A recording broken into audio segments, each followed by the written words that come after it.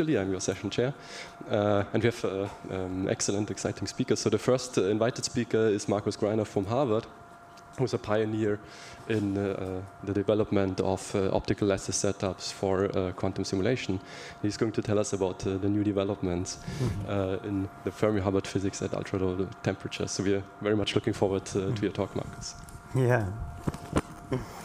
Yeah, hello everyone.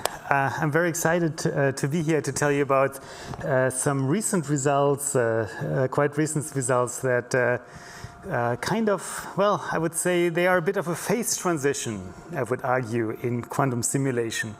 So, but before going to that, I would like to answer the question that probably every one of you has: why did he dress up like an astronaut?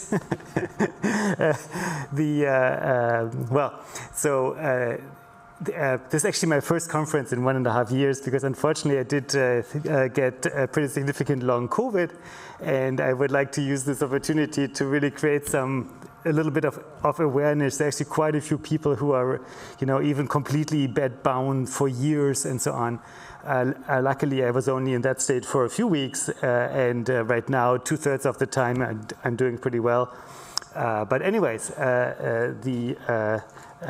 but I am ordered to vigorously protect myself from COVID, and this is a nice way. It looks goofy, but I don't care. So it's very convenient. And anyway, and I'm really excited, yeah, as I said, to be back on my first conference in 1.5 years. Good. I will be talking about ultra-cold atoms, because they are really special, right? Everyone is dreaming of a lot of coherence, a lot of quantum advantage, a lot of many-bodiness, entanglement, and so on. And the great thing is that with cold atoms, we can we're really quite far in this kind of game. It's a wonderful system. It is incredibly coherent. Like here, for example, you see about 10,000 atoms. They're actually a Bose-Einstein condensate in an optical lattice. Like if you look carefully, you can see them arranged kind of in a sorry, let me switch this. In a grid, because these atoms are at nanokelvin temperatures in an optical lattice. And before we take this picture, each of these atoms is quantum mechanically delocalized over the entire cloud. It's a Bose-Einstein condensate. Every atom is everywhere. It's only once we turn on light and start scattering photons that the wave function of the atoms collapses, and you now find them at distinct positions. Right? Before this picture is taken, every atom is everywhere, quantum mechanically delocalized in a really large system. And so, of course, you can imagine that this is a powerful platform for quantum simulation, for quantum information. In fact, it is the first platform for quantum simulation, right? In 2002, we did the first quantum simulation using ultra-cold atoms when this idea kind of came up to use ultra-cold atoms to realize strongly correlated electron systems, the kind of systems that people are interested in condensed matter physics. And so the idea here is, right, why don't we put cold atoms into an optical lattice? So that is a periodic potential landscape formed by light. It's just kind of like AC Stark shift, like the atoms are attracted depending on the wavelength to where the light is brightest or where the light is dimmest. And so that creates a periodic lattice potential. And these atoms are so cold that they live in the lowest band. They are completely delocalized in this lattice. But now they can form a model system to understand what electrons do in a real crystal. So we have a crystal of light and atoms moving inside, and also having spin degrees of freedom, bosons, fermions, whatever you want these days. And that is a model system for what real electrons do in a real crystal. But not just a random material, like materials like superconductors, high temperature superconductors, where people for decades have tried to understand how they actually work, but cannot understand it so far, because these kind of quantum materials with a lot of entanglement and a lot of and really hard to compute are just really hard to grasp and to capture. But in addition, we have quantum gas microscopy, as you saw in the previous picture already, where we can take perfect quantum snapshots and also manipulate the quantum system on a single lattice site, single atom level with near perfect control.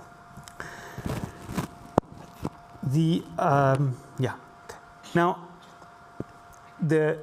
because of the scaling, like in order for our atoms to behave completely quantum mechanically, they need to be like 13 orders of magnitude colder than room temperature, right? Nanokelvin, picokelvin temperatures, right?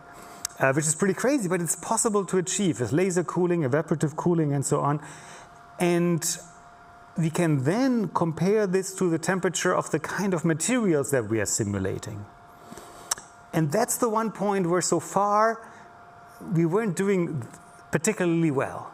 Like our quantum simulations worldwide until recently were at temperatures, for example, of a high temperature superconductor at maybe 600 Kelvin, right?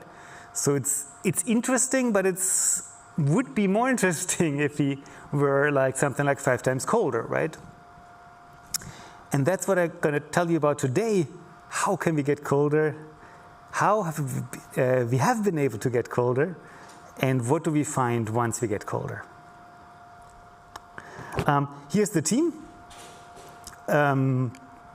Yuchi's in the audience. Actually, we'll present a poster later.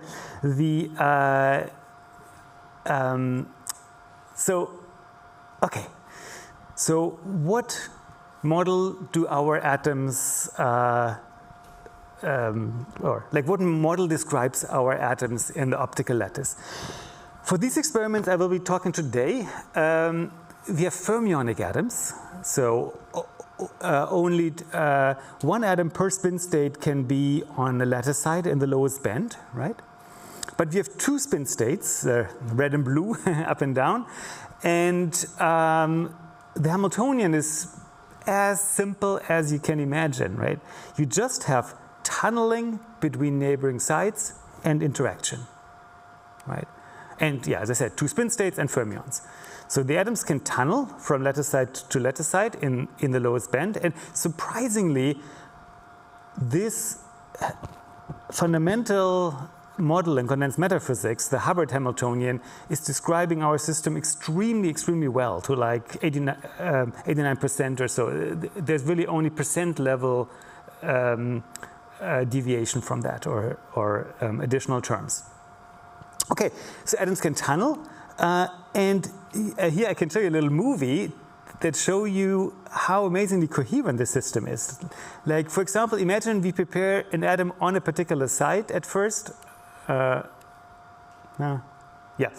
then if we let them tunnel horizontally, right, they spread out. Here we let them go and take a picture each time. And so sometimes we find them left, sometimes we find them right. But they are actually in a coherent superposition of being left and right? Because the wave function spreads out like this. How do we know if this atom is really in a coherent superposition rather than it has just randomly moved? And how do we know how coherent it is? Well, in this tilted lattice, you actually get a Bloch oscillation. That means the wave function spreads out, but then it periodically comes back to the original site. And if you find the atoms coming back to the original site, that means we are completely coherent. And that's exactly what happens in the experiment. The atoms perfectly come back to the original site. And that shows you just how coherently delocalized the particles are. Right? You can get the same in a quantum computer or a spin system or so. If you have spin excitations that delocalize, right? But keep in mind, so like in a Rydberg system or quantum computer or so, it's spins that are delocalized. Here it's the atoms themselves. That is the special thing. But it's not only the atoms that are delocalized, they're also fermions, right? So that is really important.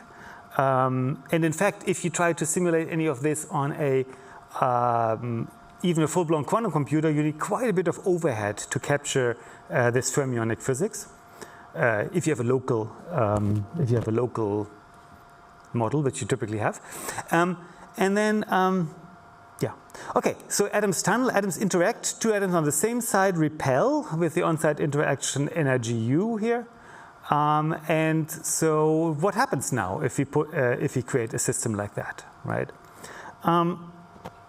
Well, amazingly, these atoms are described by this super simple Hamiltonian, but it's deceivingly simple.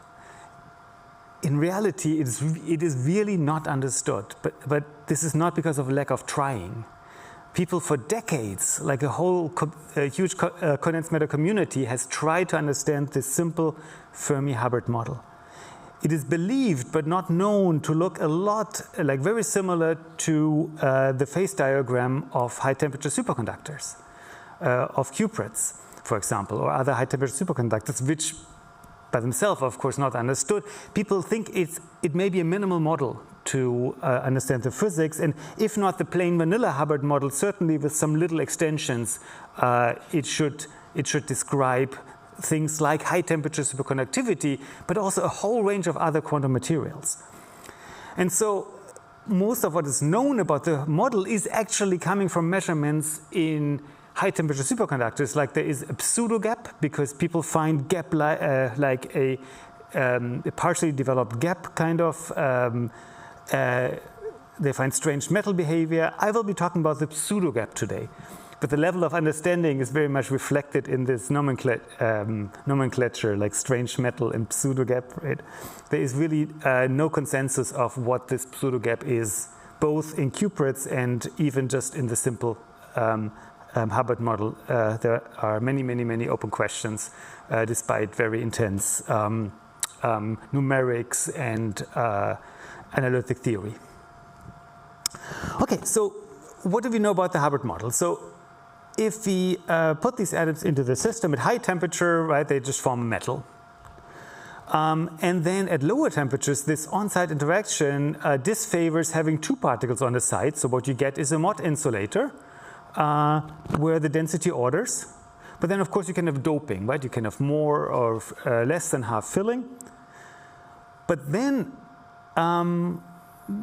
these are the simple states you can immediately understand from the Hamiltonian. But interestingly, the next thing that happens is magnetic ordering. You actually get an anti-ferromagnetic state. Where is that coming from, right? There is no anti-ferromagnetic term in the Hamiltonian. Well, you have super exchange.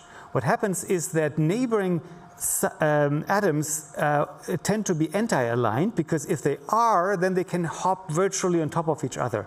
If they're not, then they are completely Pauli forbidden, right? So they rather want to be opposite. But of course, it's SU2 symmetric, so they can be opposite in kind of any direction. But anyway, that leads to magnetic ordering, certainly at half filling. And at half filling, by the way, the Hubbard model is understood, right? It's pretty much the Heisenberg model. Now, and so a few years back, we have been able to get cold enough to see that, right? Here's the Mott insulator. You see one atom per side. And then if you look spin dependently, we can see that we find spin ordering and anti-ferromagnetic state here. And since then, there has been a wealth of work exploring this physics done here. These are the coldest temperatures we reported in 27, and there are worldwide all kind of experiments that are that have probed all kind of interesting aspects. What's the problem here? The problem is this little broken line here that our theory collaborator put into this review paper. 0.5 is still, these domes here are kind of expected to occur below 0.1, like 0.1, 0.2 or so of T over J. Sorry, this is T over J. So anyway, we are too hot. So Before I tell you how to get colder, let me give you a little bit of flavor. Why is this, like, how can it be that this can be so hard, right? I mean, the model is so simple. How hard can it be? The kind of physics that happens there is quite intriguing. Imagine this cartoon picture here. So here we have an antiferromagnetic state. Well, this is just simple Néel order, right? In reality, it's a more interesting quantum magnet with more fluctuation and SU2 symmetric and so on, which complicates things. But if we assume for a moment this cartoon picture of a simple Néel order, and then there's one hole, what happens if this hole moves? So if it moves, it leaves behind a trace of atoms in the wrong spin state, right? Something like a string or so. It's not understood how stable such a string would be, actually. But in any case, you can then cook up some theories or so. For example, you could imagine maybe this forms kind of like a holon and a spinon connected with a string, and this hole delocalizes around the spinon in some kind of interesting, very entangled way, right? But importantly, like you cannot separate the charge is strongly dressed from the magnetic properties, right? And the fact that in the phase diagram you kind of lose antiferromagnetism as you go into the pseudogap, as you dope, right? This could either be because you really lose antiferromagnetism, or you have a gas of these kind of string-like excitation maybe, and you still have a kind of hidden order. Maybe you still have a hidden antiferromagnet with a gas of these strings and spinons and holons, and the magnon would then be spinon string spinon, and so on and so on. Anyway, we have looked for evidence if this model could have some validity, and we found strings. We found kind of excitations a while back that suggest that these kind of objects kind of exist, but this certainly needs more work. And maybe one could, right? If the dream would be to cook up some kind of theory that you can understand that could explain the pseudogap, high temperature superconductivity, stripes, all this, maybe in some intuitive way. Yeah. But anyway, here I just wanted to show you, to give you a bit of the flavor of the complexity that emerges there and why it's complex. Okay, but so far all the experiments were above this line. So if this is the phase diagram, they were kind of slightly above where the pseudogap starts. All the experiments were really up here. How can we get down here to temperatures where interesting physics like stripes, like pseudogap starts to emerge, and where we can really not compute things anymore? We did this by creating a programmable lattice. I want to spare you of too many details, but for the experts, we can kind of have one lattice with interfering lattice beams and one lattice with non-interfering lattice beams on top of each other. And if you then tune relative phases to each other, we can widely tune our lattice potentials. So these are isocontour plots of our lattice potential, and you can see we get all kind of interesting situations like dimerized or a triangular geometry and all kind of different geometries. Once we implemented this, we actually we had fun doing a few things I don't have time to talk about, but for example, we have been able to observe the first Nagaoka magnetism. Usually, motion of particles destroys magnetism. Here it doesn't. Here it's the motion of the particles that creates magnetism, and that's the famous Nagaoka magnetism, which we have been able to observe here. Or in other work, we programmed a lattice like this, where we see multiband physics, right? So this is a huge play field, and there is a lot to do. But let me get back to the plain vanilla Hubbard model. How can we use this programmable lattice to actually get colder? Right, what people have tried for a long time now. The idea is to actually start with a band insulator state. So, as I said, we evaporate particles into a Fermi sea, and then normally people just load this Fermi sea into the lattice, into a half-filled system or a doped system, and so on. What we want to do instead is to do a bit more sophisticated engineering of this kind of loading of the optical lattice.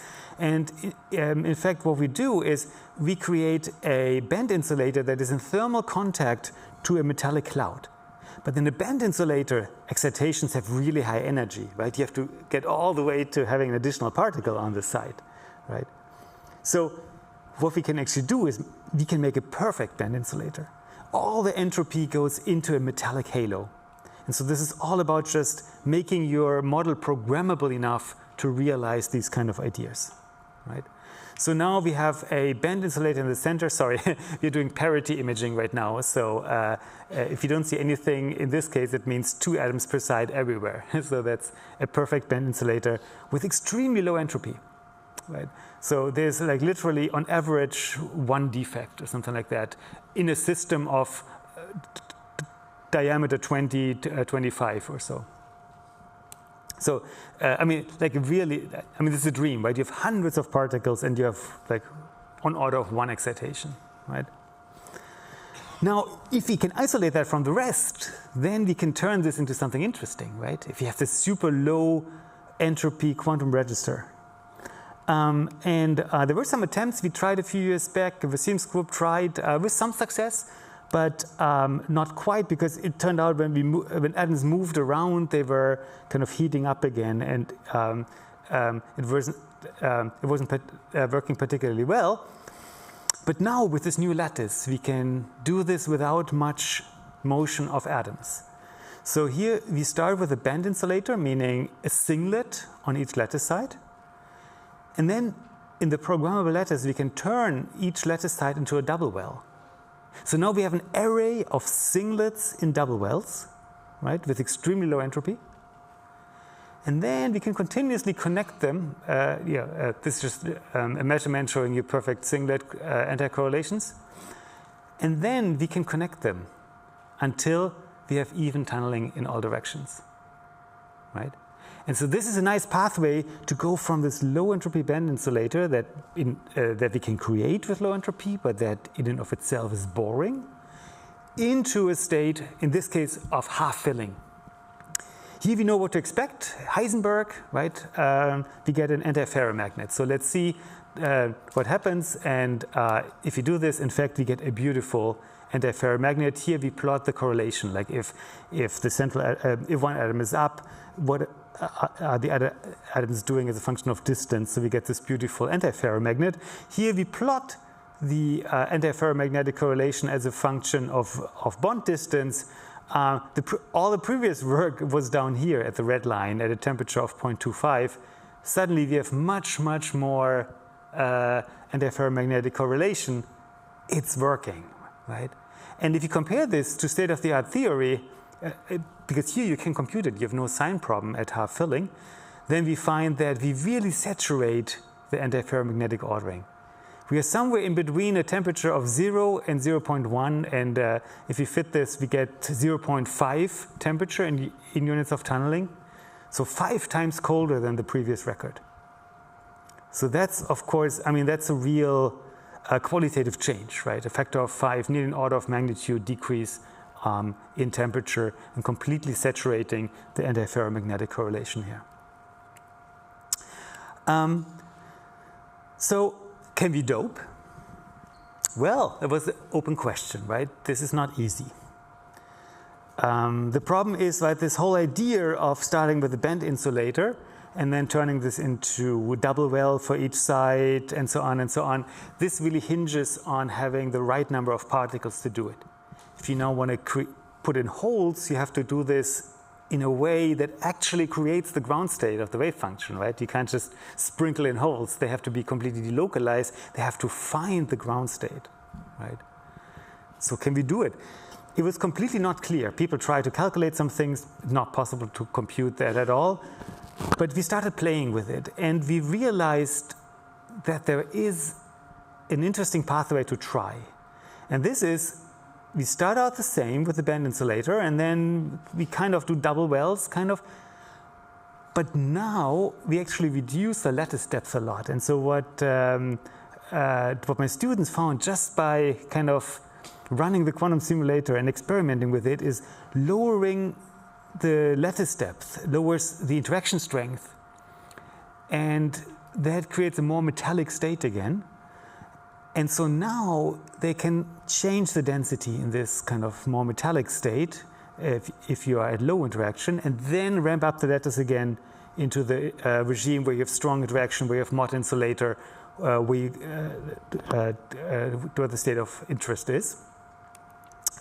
And amazingly, that actually worked.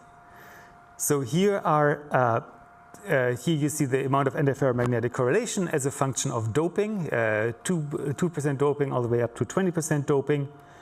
And we can compare this to theory, right?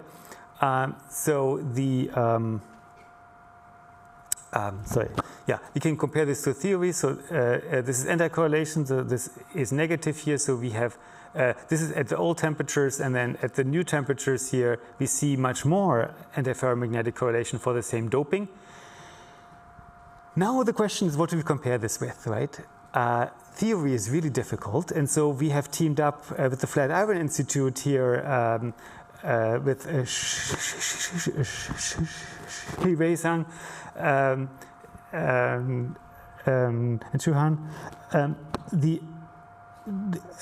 that are a leading team doing kind of like multi-messenger calculation and AF-QMC methods. So these are kind of approximative approximative numerical methods that circumvent the sign problem. The problem is they are not without bias, or they're not,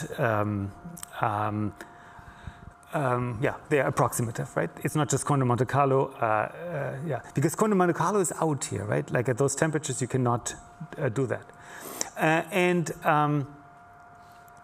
So we found beautiful agreement to very cold temperatures with the AF-QMC method, right? So yes, it works. But then it got a bit more interesting. So nearest neighbors, perfect agreement. But for longer distances, we always found quite a bit more antiferromagnetic order than this kind of state-of-the-art numerical technique had predicted. And so they did all kind of checks, we did all kind of checks, and we finally said, okay, no, we find this disagreement, and we published it like you see it here. But of course, this is now a nice, right? I mean, this is just the first time that you can compare a state-of-the-art theory with a quantum simulation, right? But interestingly, then other groups jumped in. And just very recently, the group of Evgeny Kozik doing a kind of a related method, diagrammatic Monte Carlo, they actually seem to find pretty much perfect agreement with our data. So it seems that these kind of, and Tom Devereaux, they push kind of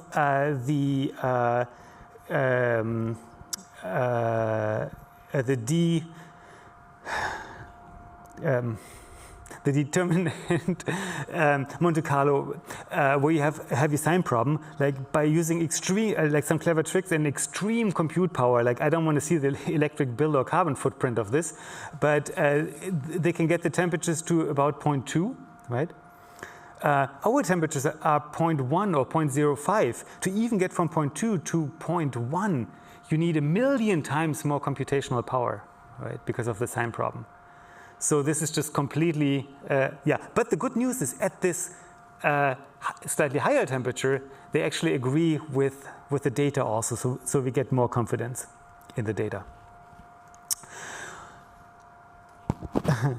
Okay, so what new physics can we see if we now make a system this cold where it really becomes extremely difficult or impossible to compute, right? So, and the story started out a bit funny, actually. So at first, like for this first data, we had harmonic confinement. We were actually working on kind of compensating confinement and disorder by projecting potential landscapes. And somehow we found that whenever you had a cold gas at around 10% doping, we weren't quite able to compensate the disorder until we realized, wait a minute, this could actually be an interesting feature, because there has been some theorists that claim that there may be a peak in compressibility as you go from a metallic phase to a pseudogap. The idea of this would be a Widom line where you have an underlying first order phase transition, and slightly above the phase transition you then see this peak of compressibility. Anyway, actually in the meantime I learned most people don't believe that this is correct, maybe. But anyway, it gave us the motivation to look into this more carefully. And so let's measure compressibility. How can we do that? Well, we can just make a potential step. and see how the density adjusts to that, right? And if we project this potential step and look at the density response, to our surprise, yes, we actually found a pretty pronounced peak in the compressibility as a function of doping. For higher temperatures, like where we were before, you see this kind of red behavior that you can simulate with DQMC. But for our much colder temperatures now, instead we saw this really distinct peak. There are no, so far there were no computations possible, but this dotted line is a fit.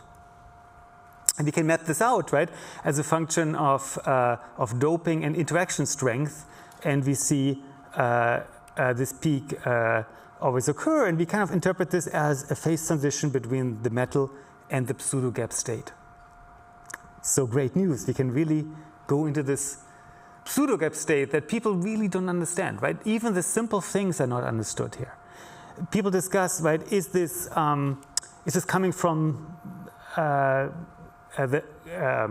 is this coming from the magnetism? Is it coming from preformed pairs, like precursors to a D-wave superconducting state? Is it coming from stripes? Is it coming from a spin liquid kind of states? And within that kind of topological realm, there are lots and lots of ideas what this pseudogap may be, but nobody knows, right? So here we have a pseudogap. Let's see what we can learn about it. The first thing we tried is some spectroscopy, right? Because in cuprates, you actually can, right, that's where the name pseudogap comes from. You see a strong suppression of this low energy density of states, right? Let's do this experimentally. We can act, we don't quite know how our system looks in momentum space, but we can talk to different parts, like the Fermi arcs and so on, by doing different kind of modulation. For example, we can modulate the tunneling in phase or out of phase in the x and y direction, and this gives us a tool to measure the A1 and B1 Raman response, if you are familiar with that from condensed matter physics, and that talks to different parts in momentum space. Anyway, if you do this in the B1 response, we do find a beautiful pseudogap signature. So here I plot the amount of response as a function of frequency, right? Zero frequency in the center, and this is for different dopings. And so for low dopings, you see that for low frequency we have zero response, and then we get a strong peak here, whereas in the metallic state it looks much more like this. And the pseudogap disappears, right? And here, this is also as a function of doping. You can nicely see this. And for cuprates, you see graphs like this a lot. That's why we plotted it like this, right? Where you have the pseudogap as a function of doping. Looks a lot like what you find for cuprates. This is the in-phase response as expected. That talks to other parts, so less pronounced there. We wanted to know, right, what is this peak here, right? This is as a function of u. So here we measure the pseudogap as a function of interaction strength here, and we see how it shifts, kind of. But then we wanted to know, right, what is this peak? Is it a 2 magnon peak, like what you would maybe expect naively from, if you think about cuprates and so on? So we looked, if you sit here and modulate, we actually see the magnetic signature change, but no change in the density at all. And so that means, yes, this seems to be a magnetic response. We interpret this as the 2 magnon peak here. And then, of course, down here, right, you would expect in the metal this you would associate with the Drude peak probably, and so you can interpret this kind of this goes from like a 2 magnon response to a Drude response, and we can measure this 2 magnon peak as a function of interaction strength, and we see this interesting non-monotonic behavior of the 2 magnon peak.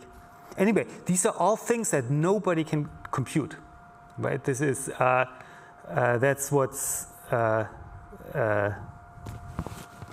that's what's intriguing. Anyway, we can plot this again as a function of interaction strength. Here's the spectroscopic gap signature and the compressibility maximum, and so we can kind of map out this phase diagram between a pseudogap and a metallic state.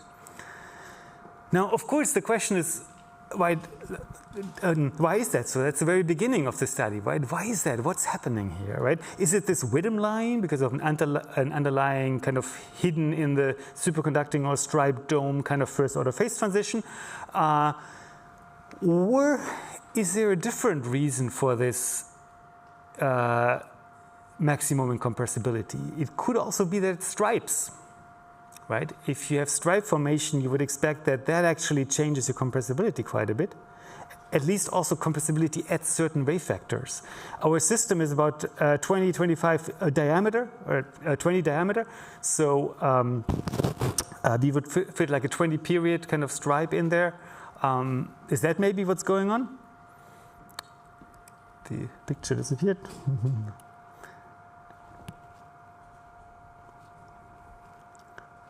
Is that intentionally shut off, or can we reconnect that?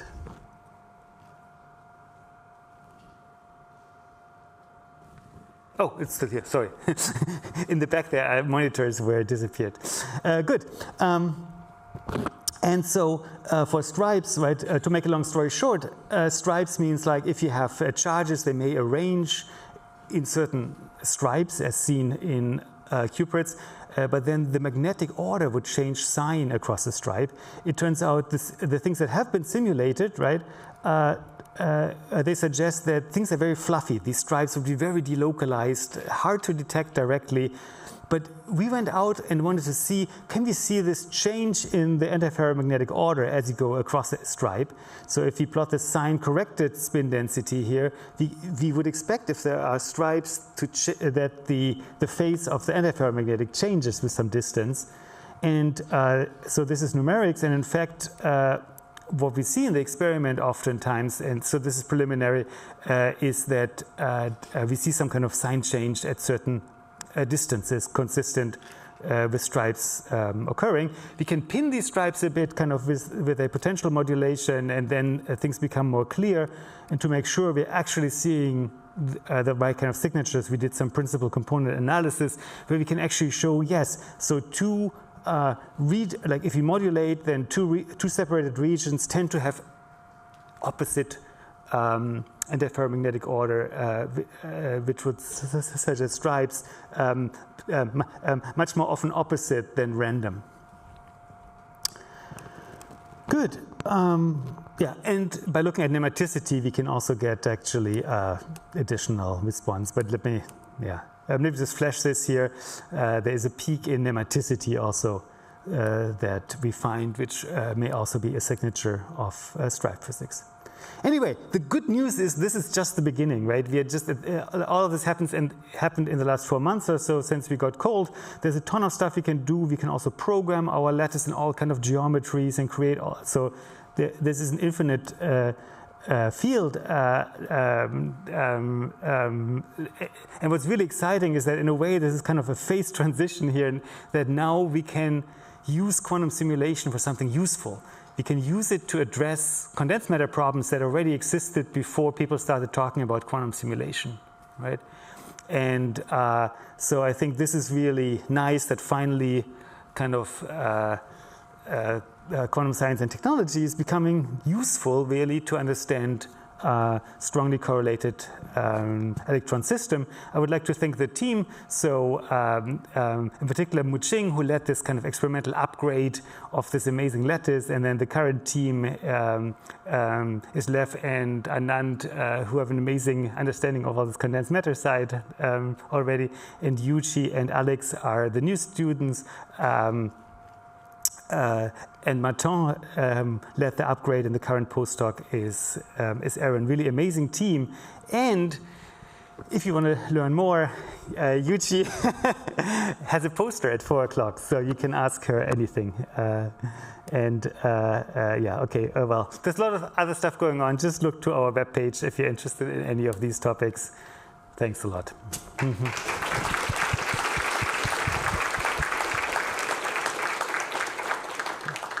Thanks a lot, Markus, for the exciting talk. Questions?